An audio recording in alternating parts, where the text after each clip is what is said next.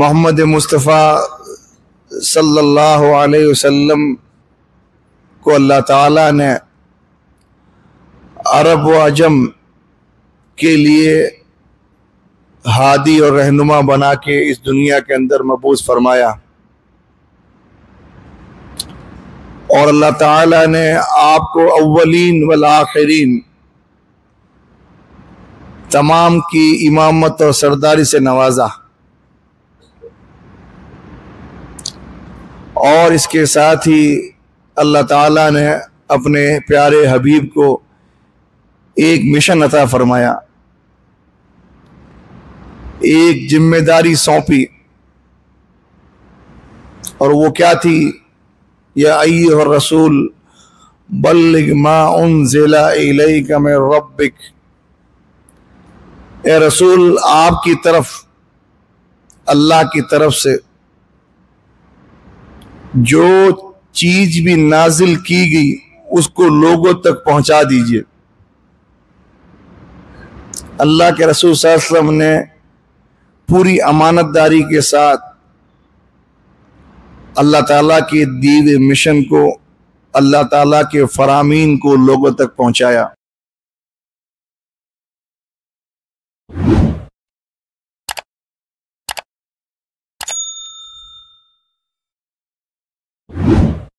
ان الحمد للہ نحمده ونستعینه ونستغفره ونعوذ باللہ من شرور انفسنا ومن سیئات اعمالنا، من يهده الله فلا مضل له ومن يضلله فلا هادي له، ونشهد ان لا اله الا الله وحده لا شريك له، ونشهد ان سيدنا نبينا ومحمد عبد الله ورسوله، فإن أحسن كلام كلام الله، وأحسن الهدي هدي محمد صلى الله عليه وسلم، وشر الأمور محدثاتها، وكل محدثة بدعة، وكل بدعة ضلالة، وكل ضلالة في النار۔ قال الله سبحانه وتعالى: فأعوذ بالله من الشيطان الرجيم، بسم الله الرحمن الرحيم، لقد من الله على المؤمنين إذ بعث فيهم رسولا من أنفسهم يتلو عليهم آياته ويزكيهم ويعلمهم الكتاب والحكمة وإن كانوا من قبل لفی ضلال مبین۔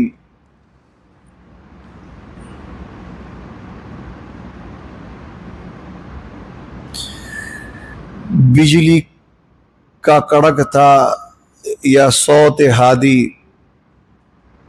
بجلی کا کڑکا تھا یا صوت ہادی، اس نے عرب کی ساری زمین ہلا ڈالی۔ الطاف حسین حالی رحمۃ اللہ علیہ نے حضور پاک صلی اللہ علیہ وسلم کے تعلق سے یہ شعر پڑھا اور لکھا: محمد مصطفیٰ صلی اللہ علیہ وسلم کو اللہ تعالیٰ نے عرب و عجم کے لیے ہادی اور رہنما بنا کے اس دنیا کے اندر مبعوث فرمایا، اور اللہ تعالیٰ نے آپ کو اولین والآخرین تمام کی امامت اور سرداری سے نوازا، اور اس کے ساتھ ہی اللہ تعالیٰ نے اپنے پیارے حبیب کو ایک مشن عطا فرمایا، ایک ذمہ داری سونپی، اور وہ کیا تھی؟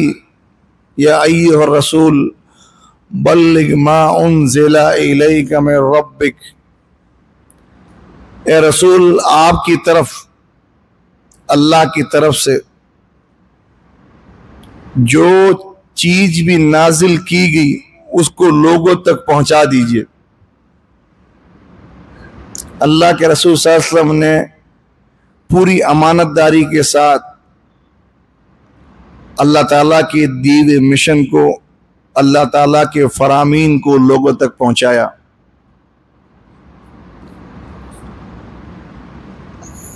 آپ غور کریں کہ مکے کی سرزمین پر 40 سال کی عمر میں اللہ تعالیٰ نے محمد مصطفیٰ کو نبوت اور رسالت سے سرفراز فرمایا۔ آپ کی نبوت اور آپ کی رسالت سے پہلے سرزمین مکہ کا کیا حال تھا؟ تھوڑا سا تاریخ کے اوراق کو پلٹ کے دیکھیے۔ مکے کی سرزمین جہاں اللہ کے نبی صلی اللہ علیہ وسلم کی ولادت ہوئی، جہاں آپ کو نبوت ملی، اس کے حالات کیا تھے؟ دینی طور پہ آپ دیکھیں کہ مکے کے باشندے، سرزمین مکہ کے باشندے اور وہاں کے رہنے والے یہ دعویٰ کرتے تھے کہ ہم دین ابراہیم پر ہیں، چونکہ اللہ کا گھر بیت اللہ کعبہ یہ مکہ میں ہے، اس کی تعمیر نو سیدنا ابراہیم علیہ السلام اور ان کے بیٹے اسماعیل علیہ السلام نے کی تھی۔ عرب کے لوگ اس وقت اپنے آپ کو اولاد ابراہیم کہتے تھے کہ ہم اللہ کے خلیل اور اس کے نبی ابراہیم کی اولاد ہیں اور ہم دین ابراہیم پر چلنے والے ہیں۔ لیکن وقت کے ساتھ ساتھ دین ابراہیم جو تھا ان سے ہاتھوں سے پھسلتا گیا، وہ صرف برائے نام ان کے پاس تھا۔ ابراہیم علیہ السلام کے بارے میں اللہ تعالیٰ نے کہا وما کانا من المشرکین، ان کی زبان سے کہلایا وما انا من المشرکین، ابراہیم مشرکین میں سے نہیں تھے، ابراہیم شرک نہیں کرتے تھے۔ لیکن مکے کے لوگ نبوت سے پہلے یہ دعویٰ کرتے تھے کہ ہم ابراہیم علیہ السلام کے دین پر ہیں، لیکن ان کے عقیدے کا حال یہ تھا کہ بیت اللہ میں اللہ کا گھر جو توحید کی سب سے بڑی علامت ہے، اس گھر میں انہوں نے 360 بت رکھے۔ ان 360 بتوں میں سیدنا ابراہیم علیہ السلام، سیدنا اسماعیل علیہ السلام، اسحاق علیہ السلام، حضرت مریم علیہ السلام، ان سب کے بت تھے، بتوں کی عبادت کرتے تھے۔ اب یہ چند نام تھے جن میں انبیاء صلحاء تھے، اس کے علاوہ لات، منات، عزا، یہ مشہور بت تھے ان کے جن کی وہ پرستش کرتے تھے۔ یہ سب ملا لیتے 10 یا 15، 360 بتوں کا ذکر آتا ہے۔ دینی حالات بتا رہا ہوں نبی صلی اللہ علیہ وسلم کے نبی بننے سے پہلے نبی نیک لوگ ان سب کو ملا لیں کہ جن کے بت بنائے تھے اور کعبے میں رکھے گئے تھے، ان کی مورتیاں بنائی تھی، 10 یا 15 ہوتے ہیں۔ بتوں کی تعداد آتی ہے تاریخ میں 360۔ پتہ چلا ہر چھوٹے بڑے کو اپنا معبود جانتے تھے۔ وہ دین ابراہیم کے دعوے کے لیے، اس کے ثبوت کے لیے وہ اللہ رب العالمین کا نام لیتے تھے، اللہ کو اپنا مالک، خالق اور رازق کہتے تھے۔ اللہ دے رہا ہے، ہم کھا رہے ہیں، یہ عقیدہ تھا ان کا۔ روزیاں اللہ دیتا ہے، یہ ان کی سوچ تھی۔ لیکن اس کے ساتھ ساتھ بتوں کی عبادت بھی کرتے تھے۔ 360 بتوں میں ہر ایرے گیرے کو مشکل کشا جانتے تھے، ان سے فریادیں کرتے تھے، ان سے منتیں مانتے تھے، اپنی کھیتی اور پیداوار کا ایک حصہ غیر اللہ کے نام پہ چھوڑتے تھے، ان کی نظر کر دیتے تھے یہ حصہ اللہ کا، یہ حصہ ہمارے معبودوں کا۔ جن کو اللہ کا شریک بنا رہے ہیں ہم لوگ. ہر بڑے اور خوبصورت پتھر میں اپنا معبود ڈھونڈتے, سفر میں نکلتے گھر سے آٹا گوندھ کر اس کا بت بناتے, دوران سفر بھوک لگتی اسی آٹے کو کھا جاتے پکا کر. یہ حال تھا ان کا, عقیدے کا, نظریے کا, اور اخلاقی اور سماجی معاملہ یہ تھا ان کا کہ وہ عرب کا جو سماج تھا اس میں ایسی کوئی برائی نہیں تھی جو اس میں پائی جاتی ہو. سود عام تھا. عرب کے بڑے بڑے لوگ حجۃ الوداع کے موقع پر اللہ کے نبی صلی اللہ علیہ وسلم نے حضرت عباس کے سود کو ہٹایا تھا, کہا تھا وہ سود معاف ہے, کوئی کسی سے سود نہیں لے گا. حضرت عباس کا سود غالباً, یعنی بڑے بڑے نام جو تھے وہ سودی کاروبار کرتے تھے عرب کے لوگ, پیسے کے ذریعے پیسے کمانا. اس معاشرے میں, اس سوسائٹی میں شراب عام تھی. کوئی چھوٹا بڑا فنکشن ایسا نہیں ہوتا تھا کہ جس میں شراب پروسی نہیں جا رہی ہو. حضرت طلحہ, حضرت انس کے بارے میں آتا ہے کہ حرمت شراب سے پہلے ابو طلحہ کے گھر میں بیٹھ کے شراب پلا رہے تھے سب کو. شراب حرام ہونے سے پہلے کی بات عام تھی, عیب نہیں سمجھتے تھے. زناکاری ان کے یہاں فقر کہلاتی تھی. حرام رشتے بنانا وہ فقر سمجھتے تھے. لوٹ کھسوڑ تو عربوں کی مشہور ہے کہ کوئی قافلہ ایسا نہیں نکلتا جس کو لوٹ نہیں لے, اس کو نقصان نہ پہنچا دے. چوری چکاری, لوٹ کھسوڑ, سود و بیاج, شراب و حرام, زنا اور ذاتی بے حیائی, بے پردگی.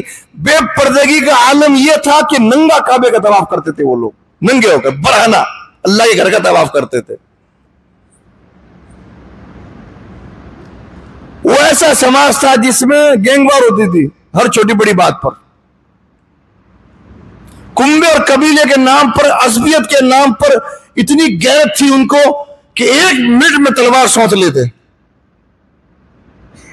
ان میں سے ایک آدمی آ کے بازار میں کھڑا ہو کے کہتا, کون ہے تم میں سے کہ جس کی ماں نے اس کو دودھ پلایا ہو, میرے اس پیر پہ نیزے مار کے دکھائے. اسی گروہ میں سے, مجموعے میں سے ایک منچلا نکلتا اور دے اس کے پیر پہ نیزہ مار کے کہتا, میری ماں نے مجھے دودھ پلایا, لے یہ. پھر اس جگہ سے جو لڑائی شروع ہوتی, نسلن بعد نسلن لڑائی چلتی, نسلیں اس لڑائی کو نبھاتی, انتقام کے آگ میں جلتے تھے وہ لوگ. یہ حال تھے اس معاشرے کے. بچی کے پیدا ہونا ان کے گھر میں اتنا عیبدار کہلاتا تھا کہ بچی کو زندہ درگور کر دیتے.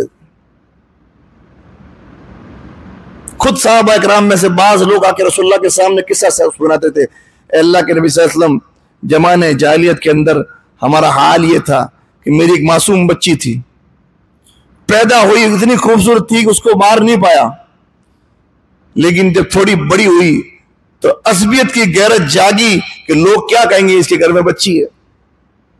میں میری معصوم بچی کو لے کے نکلا, میں آگے آگے, وہ میرے پیچھے پیچھے, اور تھوڑا دور جا کے میں نے اس کو کنویں میں دھکیل دیا. اس کے آخری الفاظ تھے, اے میرے ابا یہ کیا کر دیا. یہ اس کے آخری الفاظ تھے. یہ حال تھا. یعنی آپ خود دیکھیں آج کا معاشرہ اور اس وقت نبوت سے پہلے کا معاشرہ کیا حال تھا. اس وقت میں کتنے جرائم اور کتنے کرائم اس سماج اور سوسائٹی میں تھے. انسانیت سسک رہی تھی. پورے مکے میں بد امنی اور فساد کا ماحول تھا. لوٹ و کھسوٹ, بے حیائی, بے پردگی, بد عقیدگی, یہ ساری چیزیں اس معاشرے کی شناخت بن چکی تھی. یعنی مدینے کے آس پاس گرد و نواح میں رہنے والے عرب اور عیسائی بھی, یہود اور نصارہ بھی کہتے تھے یہ عرب بدو لوگ ہیں, یہ جاہل لوگ ہیں, ان کے اندر دیکھو کتنی برائیاں ہیں, یہ کیسے اجڑ قسم کے لوگ ہیں. ایسے لوگوں میں, ایسے سماج میں, ایسے ماحول میں کہ جہاں برائی کا بول بالا تھا, اچھائی دبی ہوئی تھی, ایسے معاشرے میں محمد مصطفیٰ نے آنکھیں کھولی تھی. اور بچپنے سے ہی اللہ تعالیٰ نے آپ کو اپنی نگرانی میں رکھا تھا، اور 40 سال کی جب عمر ہوئی اس وقت آپ کو اللہ تعالیٰ نے ان عربوں کے سدھار کے لیے اولین طور پر کس بگڑی ہوئی قوم کو راہ راست پہ لانے کے لیے، ان بدماشوں کو صحیح راستہ دکھانے کے لیے، یہ لوٹ و کھسوٹ کرنے والوں کو امانت دار اور ایماندار بنانے کے لیے، ان زانی اور بے پردہ لوگوں کے بیچ میں حیا اور پردہ لانے کے لیے، حرام کاموں کے اندر مبتلا لوگوں کو حلال کی طرف دھکیلنے کے لیے، بد عقیدگی میں اور غیر اللہ کی عبادت میں لگے لوگوں کو ایک اللہ وحدہ لا شریک لہ کی عبادت میں لگانے کے لیے، انسانوں کے خون چوسنے والوں کو انسانیت کے تحفظ کے لیے، عصبیت پر غیرت رکھنے والوں کو دینی غیرت میں مبتلا کرنے کے لیے، عورتوں کے ساتھ کھلواڑ کرنے والوں کو عورتوں کا محافظ بنانے کے لیے، غریبوں اور یتیموں کا مال کھانے والوں کو غریبوں اور یتیموں کا مسیحا بنانے کے لیے اللہ تعالیٰ نے محمد مصطفیٰ صلی اللہ علیہ وسلم کو مبعوث فرمایا۔ آج کے حالات اور وہ حالات نہیں ہے سیم۔ اللہ تعالیٰ نے تو اس وقت اللہ کے نبی صلی اللہ علیہ وسلم اپنے نبی کو یہ ذمہ داری دے دی کہ اب آپ کی ذمہ داری ہے کہ اس بھٹکی ہوئی انسانیت کو صحیح راستہ دکھائیں، آپ اس کام کو لے کے اٹھیں، ان میں سدھار ہو، ان کی اصلاح ہو، ان کے نفوس کی پاکیزگی ہو، ان کے دل و دماغ کو معطر کریے، یہ آپ کی ذمہ داری ہے۔ اور پچھلے درس میں ہم نے آپ کو بتایا تھا کہ اللہ کے نبی صلی اللہ علیہ وسلم نے اس ذمہ داری کو کتنے بخوبی، کتنے حسین طریقے سے ادا کیا، کتنی خوبصورتی سے ادا کیا، دل کی گہرائیوں سے انتھک محنتوں کے ساتھ اللہ کے پیغام کو پہنچایا کہ نہیں پہنچایا۔ کتنا ٹائم لگا آپ کو؟ آپ سیرت پڑھ کے دیکھیں، 23 سال کا وقت، 40 سال کی عمر میں آپ کو نبی بنایا گیا، 63 سال اور کچھ دن ہوئے اور آپ دنیا سے چلے گئے۔ پوری انسانی تاریخ پڑھ کے دیکھ لیں، سیدنا نوح علیہ السلام سے اٹھائے آپ، دنیا کے پہلے رسول ہیں نوح علیہ السلام، ان سے لے کے سیدنا عیسیٰ علیہ السلام تک تمام نبیوں کی تاریخ پڑھ لیں، قرآن کی سیرت کے ذریعے تمام چیزیں دیکھ لیں آپ، اللہ کے نبی صلی اللہ علیہ وسلم بے مثال دکھیں گے آپ کو، کوئی مثل نہیں، کوئی مثال نہیں، کہ صرف 23 سال کے کم وقت میں اللہ کے نبی صلی اللہ علیہ وسلم نے پورے عرب کو بدل کے رکھ دیا۔ وہ لوگ جو ہر کنکر میں سنکر ڈھونڈتے تھے، وہ ایک اللہ رب العالمین کے معبود ہونے کا اقرار انہوں نے کر لیا۔ گردنوں پر خنجر اور تلوار رکھنے کے باوجود بھی اللہ کی وحدانیت کو نہیں چھوڑا انہوں نے بعد میں، کہ بلال کو ریگستان میں تپتی ریت میں لٹا کر یہ پوچھا گیا، بتا تیرا معبود کون ہے، کس کی عبادت کرے گا تم؟ اللہ کے نبی نے ایسی تربیت کی کہ اس ٹارچر میں بھی بلال نے کہا تھا احد احد احد، اکیلا اللہ، اسی کی عبادت کریں گے۔ 23 سال کے کم پیریڈ میں اللہ کے نبی صلی اللہ علیہ وسلم نے جو دین پہنچایا، حالات یہ تھے کہ وہ لوگ کہ جو ایک دوسرے سے قومی اور قبیلے کی غیرت پہ لڑتے تھے، ان کا حالات یہ تھا کہ ایک دوسرے کی عزتوں کی حفاظت کرنے والے بن گئے، خود پہ دوسروں کو ترجیح دینے والے بن گئے، نہ قومی رشتہ، نہ رشتہ داری، نہ خونی رشتہ، کوئی رشتہ نہیں۔ لیکن حالات یہ تھے کہ اللہ کے نبی صلی اللہ علیہ وسلم نے ایک موقع پہ کہا کہ لوگوں، میرا ایک مہمان ہے، آج اس کی کون عزت کرے گا؟ ایک بے سہارا، بھوکا اور پیاسا مہمان اللہ کے نبی کے دربار میں آیا اور کہا اللہ کے نبی حاجت ہے۔ آپ نے لوگوں سے کہا کون اس کو لے جائے، اس کی حاجت پوری کرے۔ ایک انصاری صحابی اٹھے اور کہا کہ اللہ کے نبی میں آپ کے مہمان کی عزت کروں گا۔ لے گئے، گھر میں جا کے بیوی کو پوچھا کیا ہے، کہ اتنا ہے کہ صرف بچے کھا سکیں، کہ ٹھیک ہے جتنا کچھ ہو وہ لا کے مہمان کے سامنے رکھ دیں، جب مہمان کھانا شروع کرے بتیاں گل کر دیں، تاکہ پتہ نہیں چلے مہمان کو کہ وہ اکیلا کھا رہا ہے، اور بچوں کو کھلا کے کچھ دوسری چیزوں میں مشغول کر کے سلا دیں بھوکا۔ اس نے ایسا ہی کیا، مہمان کھا رہا ہے، خود بھوکا، بیوی بھوکی، بچے بھوکے۔ صبح اللہ کے نبی صلی اللہ علیہ وسلم کے پاس پہنچتے ہیں کہ آج اللہ تعالیٰ ایک آدمی کے عمل کو دیکھ کے مسکرایا، اور جبریل قرآن لے کے اتر گئے، وَيُؤْثِرُونَ عَلَىٰ أَنفُسِهِمْ وَلَوْ كَانُوا بِهِمْ خَصَاصَةٌ۔ وہ لوگ خود کتنے محتاج ہو، اے اللہ کے نبی آپ نے ایسی تربیت کی، ایسا ان کو سکھایا کہ وہ دوسروں کو اپنے آپ پہ ترجیح دیتے۔ خود بھوکا تھا لیکن مہمان کو بھر پیٹ کے کھلا دیا، رسول کا مہمان تھا۔ یہ اللہ کے نبی صلی اللہ علیہ وسلم کی محنت، جو بچیوں کو زندہ درگور کر دیتے، بچی پیدا ہوتے ہی قتل کر دیتے، بچیوں کی حفاظت کرنے والے بن گئے۔ شراب میں جن کی زندگیاں لت پت تھی، ان کا حال یہ ہے کہ ایک اونچی چوٹی پر، پہاڑ پر، ہم فارم ہاؤس پر اور گھومنے نکلتے ہیں بڑے بڑی جگہوں پر، ایک اونچی چوٹی پر بیٹھ کر حضرت طلحہ اور ان کے ارد گرد لوگ بیٹھے شراب پی رہے ہیں۔ حضرت طلحہ نکلے، رسول اللہ کے پاس آئے تو اللہ کے نبی صلی اللہ علیہ وسلم پر اسی وقت قرآن کی آیت اتر گئی تھی، شراب کے حرمت کی آخری آیت اتر گئی۔ حضرت ابو ہریرہ اس آیت کو لے کے اپنی مجلس میں واپس دوبارہ آئے اور ان کے سامنے آیت پڑھی کہ اللہ کے نبی کے پاس سے آئے، اور اللہ کے نبی صلی اللہ علیہ وسلم نے فرمایا کہ اللہ تعالیٰ فرماتا ہے کہ یہ شراب اور یہ جوا یہ ناپاک چیزیں ہیں، لوگوں ان سے باز آ جاؤ، بچ جاؤ، ان سے رک جاؤ۔ خود کہتے ہیں کہ ابھی آیت پوری نہیں ہوئی، آیت یہاں تک پہنچی کہ اے لوگوں تم نہیں رکتے ہو کیا ان چیزوں سے؟ تمام صحابہ جن کے منہ تک پیالے جا چکے تھے وہ نیچے رکھ دیا، جن کے حلق میں جا چکی تھی الٹی کر دی، جن کے پاس تھی انہوں نے الٹ دی، اور تمام نے ایک زبان ہو کے کہا اللہ تعالیٰ ہم رکتے ہیں تیرے حکم پر، ہم شراب سے رکتے ہیں۔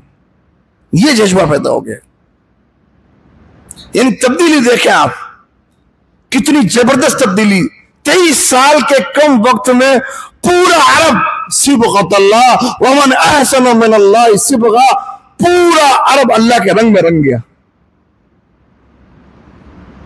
جو مشن اللہ تعالیٰ نے دیا تھا اس مشن کو لے کے اللہ کے نبی کھڑے ہوئے، اور 23 سال کے کم وقت میں پوری تبدیلی، یہ سب جو تبدیلی بتا رہا ہوں آپ کو، یہ تبدیلی آئی عرب کے اندر۔ عزت محفوظ ہو گئی، مال محفوظ ہو گئے، عقیدے درست ہو گئے، معاشرہ سدھر گیا، سب کچھ ہو گیا۔ یہ ایسے ہی کہ کچھ کیا اللہ کے نبی نے، اللہ کے نبی صلی اللہ علیہ وسلم نے کیا اور کیسے کیا، وہ اللہ کے نبی کی محنتوں کے بارے میں پچھلی بار آپ سن چکے ہیں، لیکن کیسے کیا اللہ کے نبی صلی اللہ علیہ وسلم نے۔ اور آج ہم جن ماحول میں سانسیں لے رہے ہیں، اپنے آس پاس نظر دوڑائیے میرے بھائیوں اور دوستوں۔ دیکھیں دو چیزیں ہوتی ہیں، ایک ہوتی ہے ذمہ داری، ایک ہوتا ہے قانون۔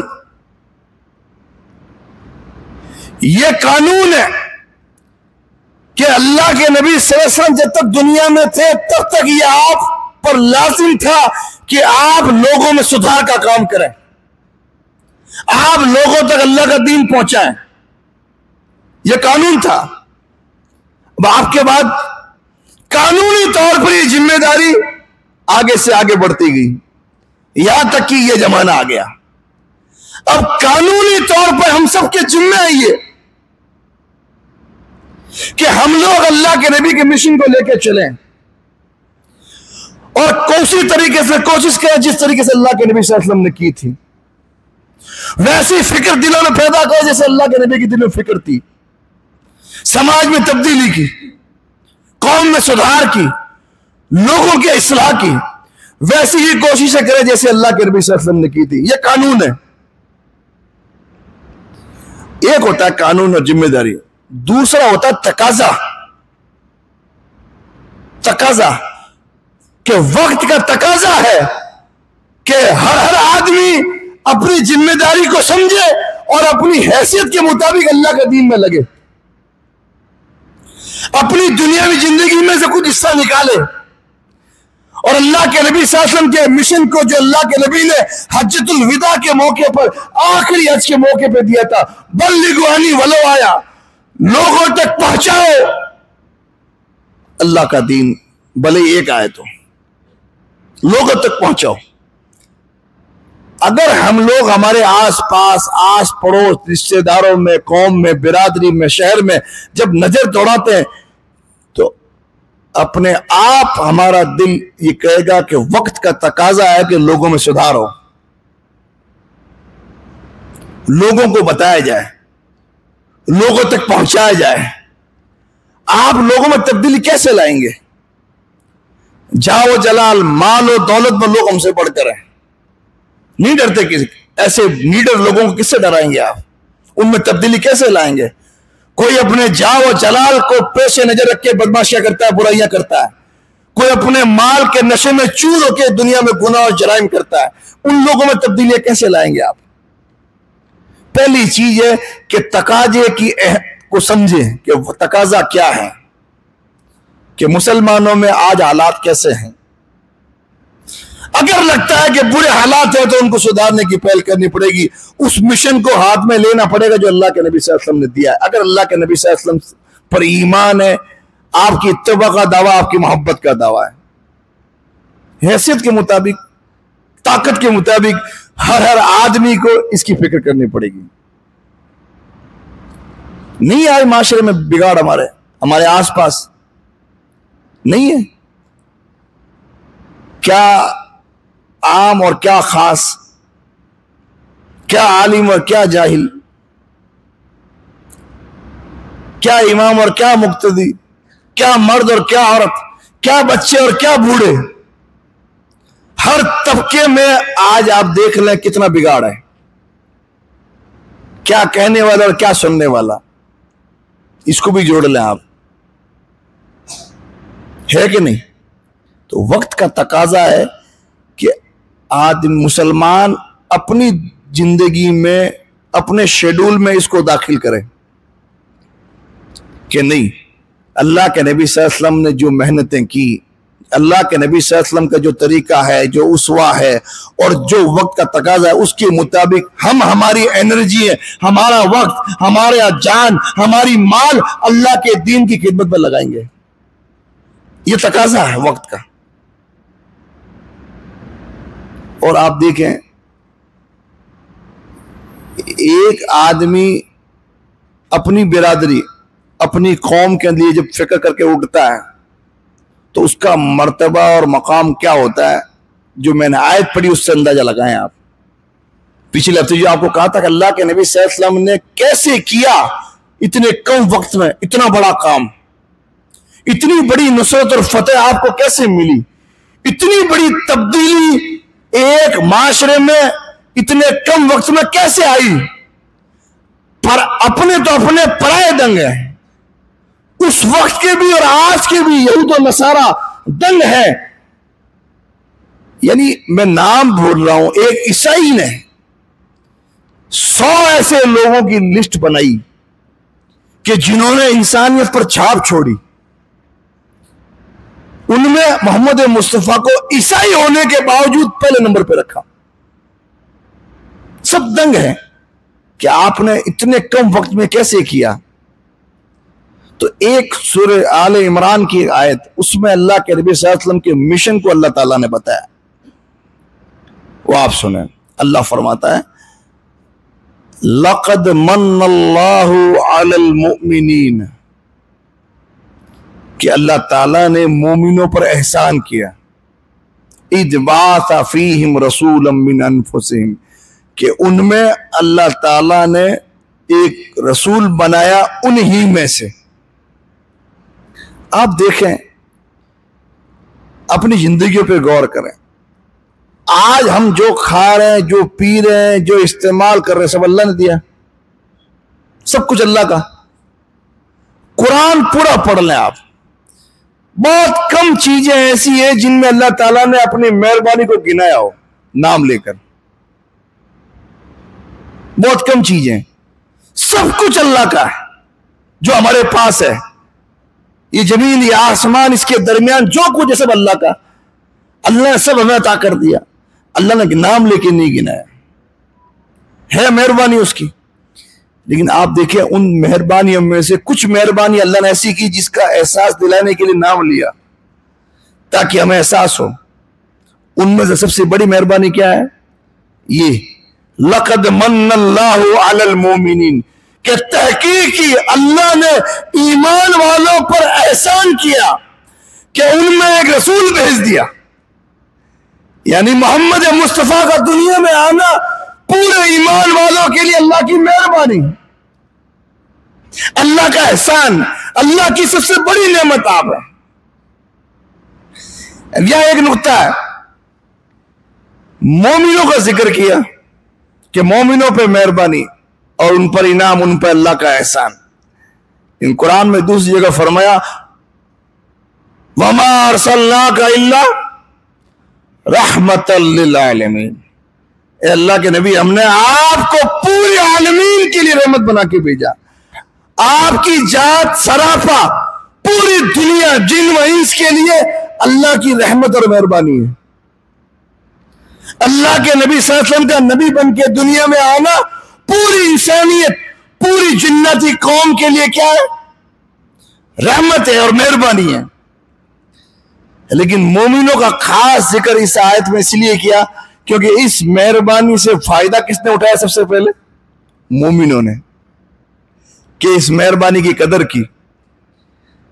رحمت ہو، مہربانی ہو، انعام ہو، اگر قدر نہ کی جائے تو کیا کام کی؟ وہ مہربانی اللہ چھین لیتا ہے، اٹھا لیتا ہے. وہ نعمت اللہ پلٹ دیتا ہے اگر قدر نہ کی جائے، شکر نہ کیا جائے. مومنوں نے قدر کی، آپ کی ذات کو پہچانا، آپ پر ایمان لائے، آپ کی تعلیمات کو اپنایا تو یہ اللہ کو ان کا انعام ہوا. تو جو آپ پر ایمان نہیں لائے، آپ کی اتباع نہ کرے، آپ کی تعلیمات کو نہ اپنائے، وہ ناشکرا ہے. وہ مہربانی اس سے اڑ جاتی ہے، وہ رحمت اس سے اڑ جاتی ہے. اور مہربانی اور انعام اور احسان کیوں ہے اللہ کے نبی صلی اللہ علیہ وسلم مومنوں پر؟ ایک وجہ اور ہے، اذ بعث فیہم رسولا من انفسہم، ان میں رسول بھیجا جو انہی میں سے ایک ہے. یہ مہربانی. انسانوں میں رسول انسان، یہ اللہ کی مہربانی. اگر اللہ تعالیٰ انسانوں کے لیے کسی فرشتے کو رسول بنا کے بھیج دیتا کہ انسانوں کو جا کے سمجھاؤ، انسان فرشتے کی عادات، اس کا اٹھنا بیٹھنا، اس کے معاملات کو کیسے اپناتا ہے؟ انسان کے لیے فرشتے کی پیروی مشکل ہو جاتی. یہ اللہ کی مہربانی کہ اللہ نے انسانوں کے لیے انسان کو رسول بنا کے بھیجا جو انہی میں سے ہے. وہ ان کو جانتا ہے، ان کی عادتوں کو جانتا ہے، وہ اس کو دیکھتے ہیں، اس کے چال چلن، اس کا اٹھنا بیٹھنا، اس کا چلنا پھرنا، اس کی تعلیمات، وہ سب دیکھتے ہیں. اپنانا آسان ہو جاتا ہے. اسی لیے کہا جاتا ہے کہ قوم کے اندر اگر آدمی اپنی قوم کی فکر لے کے اپنی قوم کی اصلاح کے لیے کوئی لگا ہو تو یہ قوم والوں پہ مہربانی ہے کہ اس قوم میں ایسے افراد موجود ہیں جو پوری قوم کی اصلاح اور سدھار کی کوشش میں لگے ہیں، اپنا وقت لگا رہے ہیں، اپنی جان لگا رہے ہیں، اپنا وقت، اپنا مال لگا رہے ہیں. یہ اس قوم والوں پہ اللہ کی مہربانی ہے کہ اللہ نے ایسی توفیق دی کہ ان میں سے چند لوگوں کو چنا اپنے لیے، کہ جو دن اور رات اسی کوشش میں رہتے ہیں کہ ہماری قوم میں، ہماری برادری میں، ہمارے رشتہ داروں میں، ہمارے آس پاس سدھار پیدا ہو، لوگ دین پہ چلنے والے بنے، لوگوں میں تبدیلیاں آئے، لوگ اللہ رسول کے ماننے والے بنے، قوم اور برادری میں جرائم اور کرائم کا خاتمہ ہو، امانت داری، ایمانداری، محبتیں، الفتیں اور سدھار کے کام عام ہو. یہ چیز اللہ کی مہربانی ہے اگر سمجھے تو. لقد من اللہ علی المومنین اذ بعث فیہم رسولا من انفسہم، انہی میں سے اللہ تعالیٰ نے ایک کو رسول بنا کے ان کے اندر مبعوث فرمایا. یہ اللہ تعالیٰ کی کیا ہے؟ مومنوں پہ مہربانی ہے. اب آپ دیکھیں اللہ تعالیٰ نے اس آیت میں 4 کام گنائے کہ وہ رسول کیا کرتے ہیں، تبدیلیاں کیسے آئی، اللہ کے نبی کی دعوت کا اور تبلیغ کا طریقہ کیا تھا، 4 طریقے بتائے۔ اس کے بعد کا وَإِن كَانُوا مِن قَبْلُ لَفِي ضَلَالٍ مُبِينٍ، اس سے پہلے یہ لوگ عرب کے کھلی گمراہی کے اندر تھے۔ جب تک محمد مصطفیٰ دنیا میں نہیں آئے تب تک یہ لوگ کھلی گمراہی میں تھے۔ آپ آئے، 4 طریقے سے لوگوں کے اندر دین پہنچایا، 4 کام کیے، اس کے بعد سدھار پیدا ہوا۔ سب سے پہلی چیز کیا تھی جو اللہ کے نبی صلی اللہ علیہ وسلم نے عرب معاشرے کے سامنے پیش کی؟ یتلو علیہم آیاتہ، اللہ کی آیتیں ان پر تلاوت کی۔ اللہ کی آیتیں کس میں ہیں؟ اللہ کی آیتوں سے مراد کیا ہے بتائیں آپ؟ اللہ کی آیتیں ان پر تلاوت کی، رسول آئے ان پر اللہ کی آیتیں پڑھی۔ اللہ کی آیتیں کیا ہیں؟ اللہ کی آیتیں کیا ہے؟ بڑا آسان سوال ہے تو قرآن۔ آپ دیکھیں، قرآن عربی، رسول عربی، اور مکے کا پورا سماج عربی۔ دعوت کا مشن، تبلیغ کا مشن شروع ہو رہا ہے، اللہ تعالیٰ نے کہا بلغ ما انزل الیک من ربک، پہنچاؤ وہ جو اللہ تعالیٰ نے آسمان سے آپ پر نازل فرمایا۔ کیا نازل فرمایا؟ قرآن۔ سب سے پہلا کام اللہ کے نبی صلی اللہ علیہ وسلم نے اپنے معاشرے پہ کیا کیا؟ ان پر اللہ کی آیتیں پڑھی، قرآن کی تلاوت ان کے سامنے پیش کی۔ قرآن عربی، رسول عربی، اور سامنے جو سننا ہے وہ عربی۔ دعوت کا آغاز قرآن سے کیا اللہ کے نبی صلی اللہ علیہ وسلم نے۔ سدھار کا آغاز، اصلاح کا آغاز، پہ پہنچانے کا کام قرآن کے ذریعے کیا۔ یہ ہے وہ کتاب جو دلوں کو تبدیل کرتی ہے، یہ ہے وہ کتاب جو قوموں میں انقلاب پیدا کرتی ہے، یہ ہے وہ کتاب جس سے عروج آتا ہے۔ صحیح مسلم ابن ماجہ کی حدیث، اللہ کے نبی صلی اللہ علیہ وسلم فرمایا ان اللہ یرفع بہذا الکتاب اقواما، اللہ تعالیٰ اس قرآن کے ذریعے قوموں کو عروج دیتا ہے، بلندی دیتا ہے، شان و شوکت دیتا ہے، ان کو آسمانوں تک اٹھا لیتا ہے بہذا الکتاب، قرآن کے ذریعے۔ وَيَدْعُو بِهِ الْآخِرِينَ، اور اسی کتاب کی وجہ سے اللہ تعالیٰ ذلیل و خوار کرتا ہے لوگوں کو، دوسروں کو۔ یہ کتاب کسی کو اللہ اونچا مرتبہ دے رہا ہے اس کے ذریعے، کسی کو اللہ نیچے کر رہا ہے اس کے ذریعے۔ کیسے ہوا؟ آپ دیکھیں، یہود و نصارہ جب تک دین پر تھے تب تک ان کے لیے قرآن نے کیا کہا؟ یا بنی اسرائیل اذکروا نعمتی التی انعمت علیکم وانی فضلتکم علی العالمین، اے یہودیوں، دنیا میں تم سے بہتر کوئی نہیں، تم کو دنیا کی دوسری قوموں پر اونچا مرتبہ ہم نے دیا، فضیلت دی۔ لیکن جب تورات کو چھوڑ دیا، انجیل کو چھوڑ دیا تو کیا ہوا؟ سور اور بندر بنا دیے گئے۔ جس قوم کو وہ ذلیل سمجھتے تھے، ان پڑھ کہتے تھے، بدھو کہتے تھے، اس قوم میں اللہ نے قرآن اتار کے فرما دیا ان اللہ یرفع بہذا الکتاب، اللہ تعالیٰ اس کتاب کے ذریعے قوموں کو عروج دیتا ہے اور فضیلت دیتا ہے، اونچائی دیتا ہے۔ عربوں کو اللہ تعالیٰ نے انتخاب کیا، ان کو قرآن دیا، ان کی شان بڑھا دی اللہ تعالیٰ نے۔ قرآن ایمان لانے کی وجہ سے، قرآن پر، قرآن کے اہل بننے کی وجہ سے، قرآن پر عمل کرنے کی وجہ سے، اور اسی قرآن کو چھوڑنے کی وجہ سے اللہ تعالیٰ ذلیل کرتا ہے۔ جس کو اقبال نے کہا تھا وہ معزز تھے زمانے میں مسلمان ہو کر، اور ہم خوار ہیں تاریک قرآن ہو کر۔ قرآن چھوڑ کر ہم ذلیل ہیں، اور وہ مسلمان ہو کے عزت والے تھے دنیا کے اندر۔ اللہ کی کتاب اس بات کا حق رکھتی ہے کہ ایک پہنچانے والا اس کتاب کو لوگوں تک پہنچائے، ایک پڑھنے والا اس کتاب کو پڑھے، ایک عمل کرنے والا اس کتاب پر عمل کرے، ایک سمجھنے والا اس کتاب کو سمجھے، ایک دل لگانے والا اس کتاب سے دل لگائے، ایک قانون ساز اس قرآن کو قانون سمجھے۔ اللہ کی کتاب یہ حق رکھتی ہے۔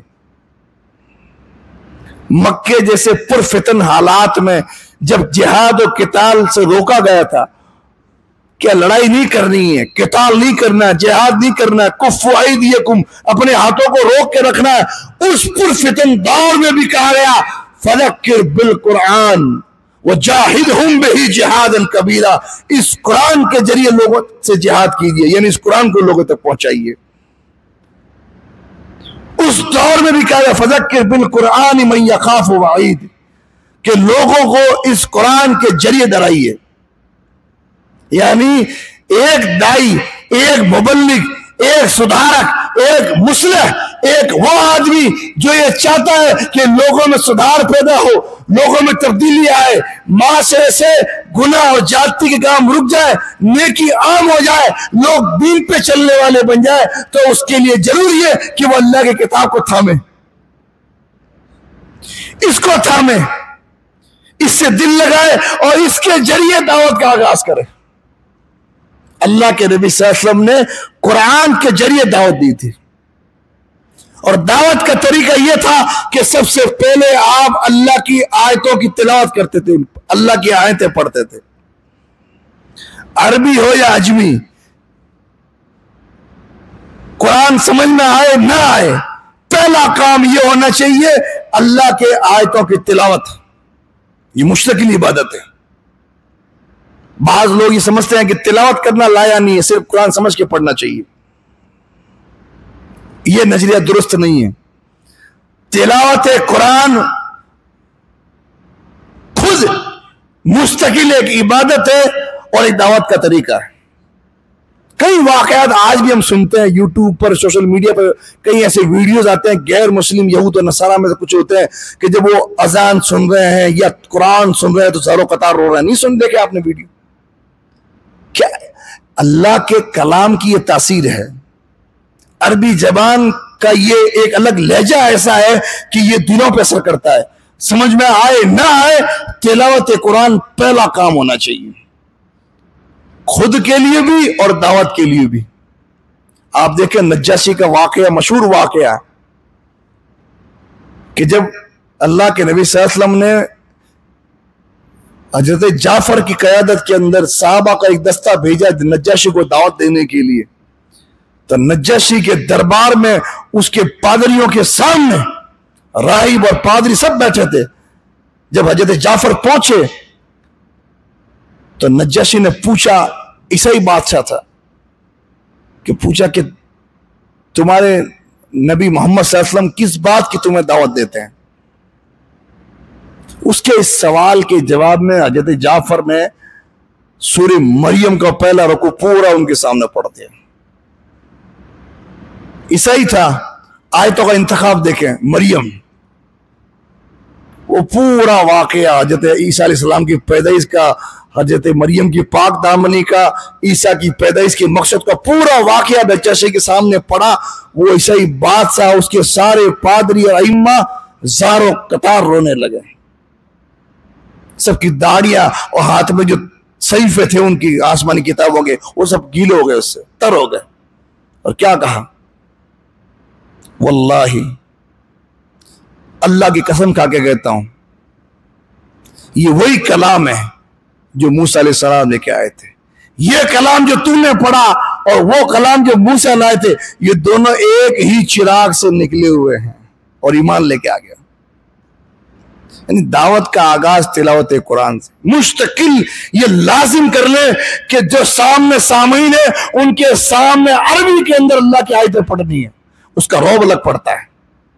مستقل الگ عبادت ہے، سمجھ میں آئے نہ آئے یہ الگ عبادت کہلائے گی۔ اسی لیے آپ دیکھیں تلاوت، پرٹیکولر تلاوت کرنے کا کتنا ثواب بتایا اللہ کے نبی صلی اللہ علیہ وسلم نے، کتنا بتایا۔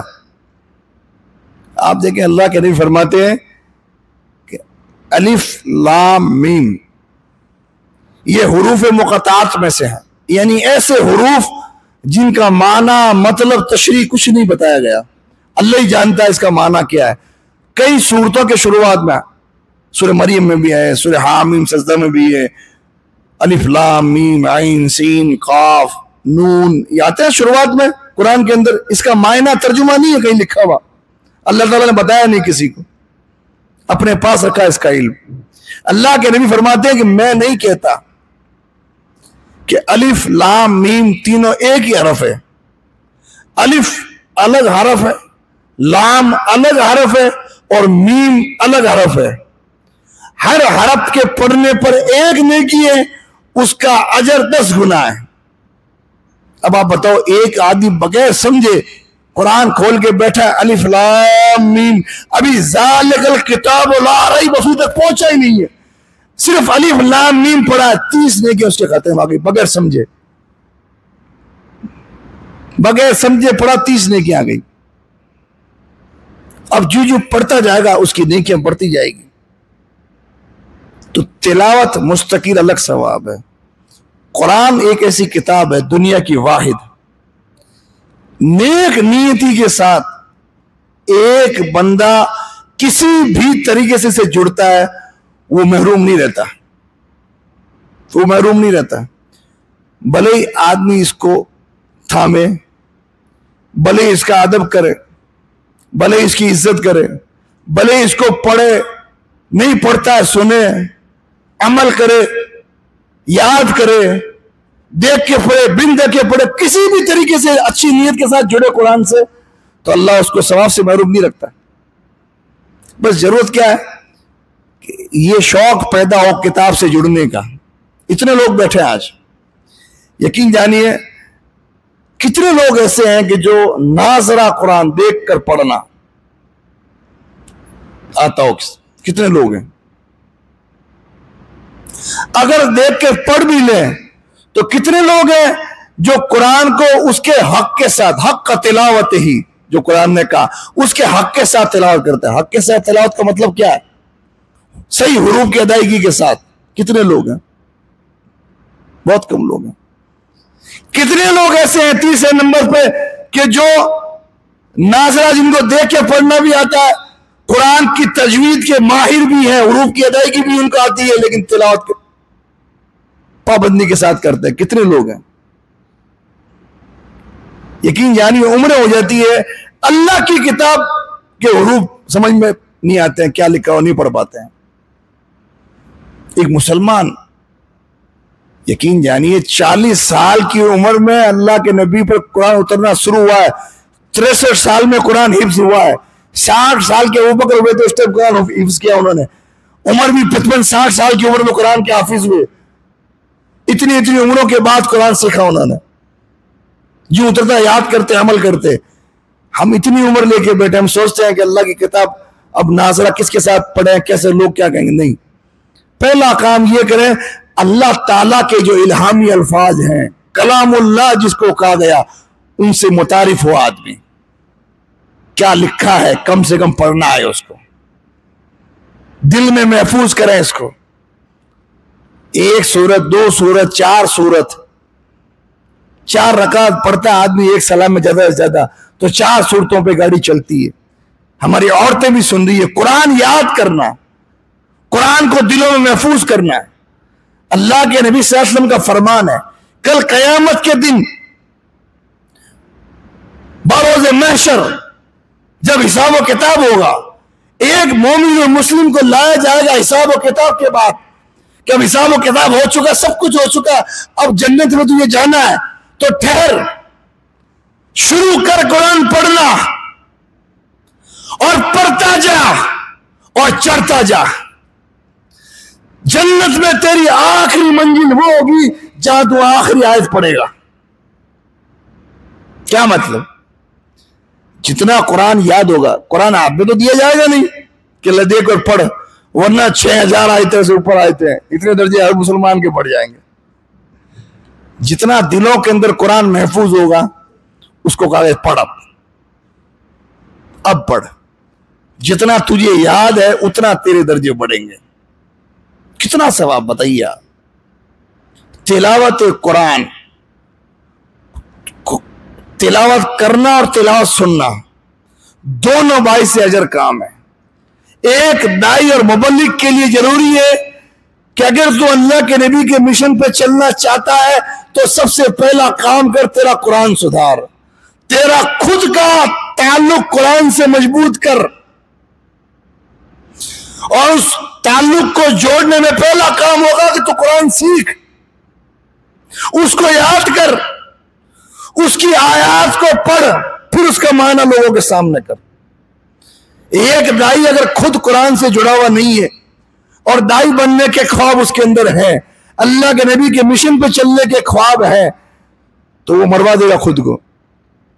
कुरान कहता है अतअमुरून अन्नास बिल बिर्र, बहुत सख्त आयत है कुरान की है मुबल्लिगीन के लिए, हम जैसों के लिए ये आयत बहुत खतरनाक होती है। कुरान कहता है अतअमुरून अन्नास बिल बिर्र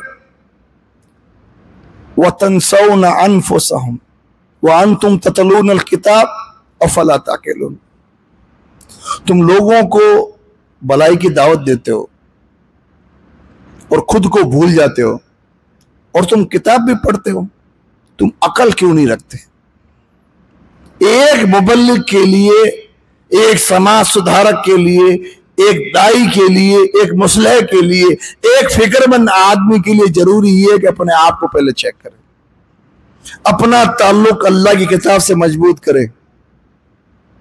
वरना लोगों को तो दावत देता है, खुद को भूल जाता है, किताब भी पढ़ता है, अकल क्यों नहीं रखता? कुरान कहता है। तो अल्लाह के नबी सल्लल्लाहु अलैहि वसल्लम का पहला काम था, लोगों तक दीन पहुंचाने का पहला तरीका था यतलू अलैहिम आयातिही, उन पर अल्लाह की आयतों की तिलावत करे।